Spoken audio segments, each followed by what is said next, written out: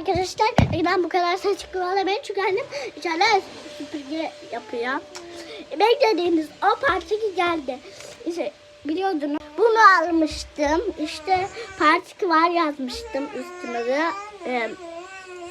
Bu onun Danone'sini yiyorum. Danone böyle açılıyor ve gerizekalılık yapmak istedim. Burayı da saymak istedim. Hemen yapıyoruz.